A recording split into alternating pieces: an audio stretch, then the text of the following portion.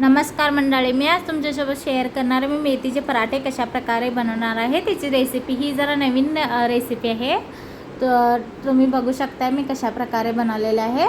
त्यासाठी मी कढईमध्ये थोडंसं तेल घालून घेतलेलं। तेल गरम झाल्यावर त्याच्यामध्ये मोहरी, जिऱ्याची आणि लसूणची पण फोडणी दिलेली आहे। त्यानंतर त्याच्यामध्ये मी मिरचीचा ठेचा जे बारीक करून घेतलेलं ते पण त्याच्यामध्ये तेलामध्ये 2 मिनिटं भाजून घेतलेलं आहे। ते भाजून झाल्यावर त्याच्यामध्ये मी मेथीला व्यवस्थित बारीक कट करून त्याला स्वच्छ धुवून मेथी पण त्याच्यामध्ये मी मिक्स करून घेतलेलं आहे। मेथीची भाजी जशी बनवणार आहे तशी बनवलेली आहे।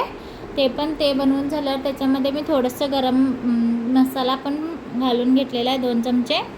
ते पण 2 मिनिटं मिक्स करून घेणार आहे।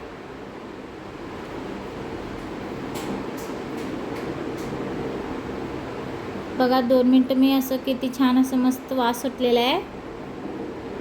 त्यानंतर इकडे मी धने, जिरं आणि अजवाईनचे पण मिक्सरला बारीक करून घेतलेलं पावडर बनवून घेतलेलं आहे त्या मसाल्याचं। ते पण त्याच्यामध्ये घालून घेणार आहे, छान टेस्टी लागते।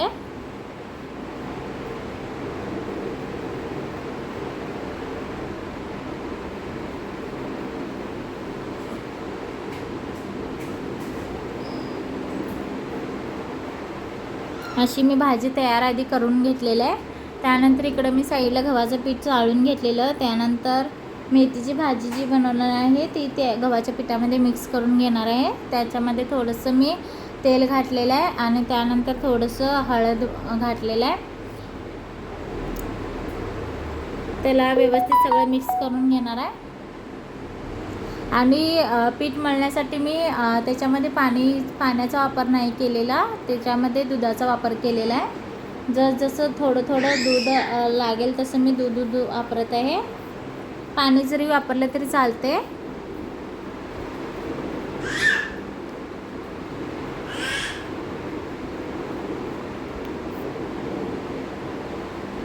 ह्याच्यामध्ये मी दुधाचा वापर केले कारण की प्रवासासाठी चांगलं राहण्यासाठी, प्रवासाला जाणार आहे ना त्याच्यामुळे चांगलं राहण्यासाठी मी त्याच्यामध्ये दुधाचा वापर केलेला आहे, म्हणजे खराब येत नाही लवकर।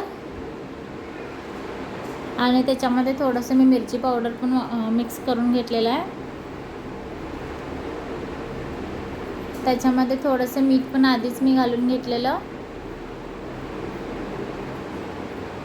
असं मी हे सगळं व्यवस्थित आधी पीठ मळून घेणार आहे मेथीच्या पराठ्यासाठी।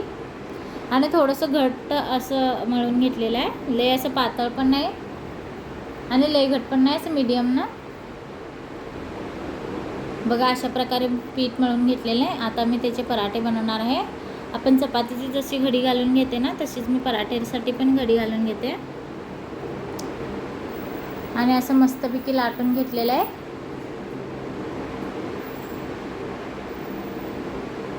आणि तिकडे मी गॅसवर तवा गरम होण्यासाठी ऑलरेडी ठेवलेला। मग तवा गरम झाल्यावर मी पराठ्याला व्यवस्थित दोन्ही बाजूने भाजून घेतलेला आहे। बघा अशा प्रकारे मी पराठे बनवलेले आहे। तुम्हाला जर हा व्हिडिओ आवडला असेल तर लाईक